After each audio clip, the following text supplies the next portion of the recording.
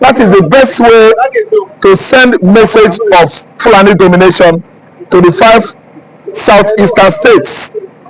Yes, who are so docile and complacent, killing and disallowing Igbo youths without taking them to court to prove if actually they are criminals. Serve Ofuzodimma well. He served him good. Why?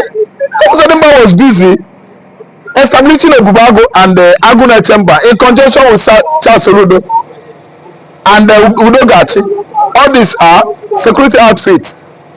Yes, initiated by these Southeast governors, well equipped. But you know what? They are not as active as ESN.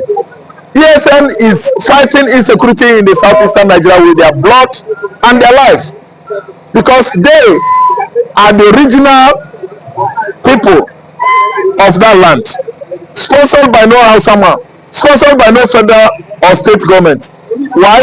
Because Fulani herdsmen, killer headers, are occupying the farmland of the southeastern Nigeria, feeding and the grazing on people's crops.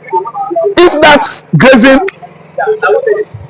should be, the only thing they are doing in southeast, I think they will give them kudos. You know why? They are killing, raping our women, kidnapping Igbo men from the town, in the farmland, in various communities in Igbo land. Why? Because the governors of the southeastern Nigeria are so docile and complacent watching the Fulanis, because the Fulanis are the one that made all of them governors. They rig all of them into what? Office. Now, if you are watching, kindly subscribe to this YouTube channel, all notifications, like, comment, and also share to others. Mr. Raf, the Igbo governors, they formed a Biagu. We've not seen anything yet out of that. Talking about Aguna chamber, we've not seen anything yet. What do you think is the future of the Igbo nation in this country? It's a very, very, let me say, on verge of collapse, edge of collapse or verge of collapse. Yes, Igbo nation is about to crash. Why? The governors are being naive, not only naive, docile and over complacent. Because why? The people that made them governor are still the same people that sent Fulani herders to colonize, to Islamize, and take over the whole Igbo land. That's why they are not coming out with sophisticated weapons, with sophisticated, at least, security outfit that will, in conjunction with ESN, disallow all these headers. Eastern Security Network is stronger than any security outfit in Nigeria. If you ask me, they are better than Nigerian soldiers and police. Why? They don't attach sentiments while discharging their official duty, security duty. Because if they actually arrest you or apprehend you in action, they will make sure that they will show you that they have military training. Because their firearms superiority has no equal yet. That's why I'm telling you that the southeastern governors are forming a Bubago, Aguna Chamber and Udonachi as security outfits to buy, disallow, demise all the southeastern youths, accusing them of IPOB agitation or IPOB, terrorists. So let me tell you now, since the inception of Bubago, Udonachi, and Aguna Chamber, how many Fulani herders were acquired or disallowed or killed? How many of them? None.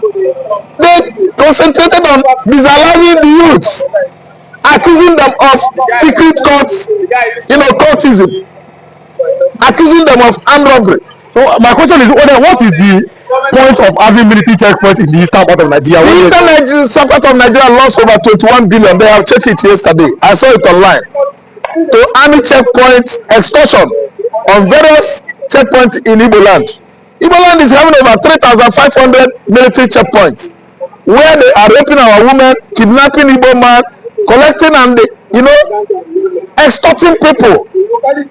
Every motorist, every stranger, mama and papa, they are extorting from them, military checkpoint, to the level that the Igbo in diaspora have started at least criticizing the military in Igbo land to leave our land. But could be that Simon Ekpa is still around. Oh my God. The military in Nigeria are after Igbo man's fall, predicament, and the what? Trouble. There's a lot of those who say that the Igbos are still fighting the civil war. The civil war has not ended. Do you agree with that? The civil war has not ended. I've been saying it. The civil war of the mind is what we are fighting currently. They actually have not come out. I mean, Nigerian military forces, the Fulani infiltrated military forces in Nigeria, have not come out to do it openly, but in their mind, they have been fighting the Igbos since 1970 till date. The civil war has not ended. The bloody one just, lived shortly, only for 6 months, to continue the psychological civil war that has lasted for over 54 years now. From 1970 till now is 54, 55. We were fighting politically, socially. Fulani man is fighting Igbo man, economically, industrially, even commercial wise, to bring us all our versatilities, business versatilities, business acumen to full stop, an abrupt stop. That's why they have not allowed the Igbo man to excel, to move free, to import, to do their business free along the Biafra coastal line of southern Nigeria. They only allow only one seaport at Apapa. Such is war. Only Apapa is clustered with many containers, causing gridlock, vehicular gridlock from Apapa to Ochodi, even to Agege Road, where Agege Motor Road ended at Abeokuta. There is much gridlock because we are having only one seaport. Instead of dredging on there, Fulani man is fighting war with Igbo man by not allowing on there dredged. Each and every time they dredge on there, Fulani herdsmen will start what? Shouting, talking, walking round the clock to make sure that on there is not working. Instead of dredging Akwebom, Cross River, Warri, River Niger, Fulani man is busy shooking Igbo man with all manners of criticism, making sure that if they dredge all these wharf or seaports in the southern Nigeria, it will still remain stagnated and unoperational because Fulani man is not happy. Very dominating and domineering. What is Nigerian? Because people say that everybody is blaming the Fulanis. How about your own state governors that you elected? Thank you so much. That's why I'm chatting about them. Am I not blaming them? Kopus Adema is the one that is befriending the Fulanis, romancing them with their woman. Yes, Soludo is embracing whatever ideology or idea Sultana of Sokoto is coming out with, so that we have Islamic law, we have Sharia in place in Anambra State, in Imo, in Abia, because they are all errand boys, they are errand governors, they are all Fulani governors. Especially you've seen what actually transpired during the election that brought Hope Uzodinma. Uzodinma was made president by Abba Kyari. Uzodinma is widely known. A renowned Fulani governor in Nigeria today is Hope Uzodinma of Imo State. Now, let's close with this. What do you think that the Igbos want now, especially with the level of insecurity now in Igbo land? Do you think that the presidency is what the Igbo wants now? Especially with look at what happened over the weekend. How Fulani herdsmen killed, disalived different villagers in Ogun State. They have burnt different houses. What do you think that the Igbos want now? Do they want presidency, seaport, airport, or finally they are tired of this country? What do you think the Igbo wants? Igbo man is tired of Nigeria. What Igbo man wants is needed now is to get Biafra nation. We need Biafra. We don't need Nigeria. We don't need presidency. We don't need seaport anymore. We don't want international airport anymore. What we want now is Biafra. Biafra is the only thing that can heal Igbo man's wound. Igbo man is nursing serious wound now, and it's only emancipation of sovereign state of Biafra that can heal that wound. We don't need presidency. We don't need seaport. We don't need anything again anymore. Don't give us finance minister. Please hold that position for yourself. Igbo man is needed to at least emancipate as a separate nation on its own. We don't want Nigeria. The only thing we are needed to do now is, after this trial, the whole southeastern state will actually see that ESN is it. ESN only can stop Fulani menace. Exactly, cannot stop They cannot, because Igbos is an errand, was formed by errand men, Fulani errand boys. Hope Uzodinma, Dave Umahe, Peter Mba, Charles Oludo, except Alex Oti. These southeastern governors are the ones that are constituting security in the southeastern Nigeria by not allowing ESN to do the job they know how to do well. Obubago can never withstand herdsmen. They are treating the issue of herdsmen with levity. And in that context, the executive governor of Abia State, Mazi Alex Oti, is very, very righteous. Is a man that is exempted from this hanky-panky played by the southeastern governors over the years. Since the inception of our dear democracy in 1999 till date, the Fulanis are the one appointing governors for southeastern Nigeria.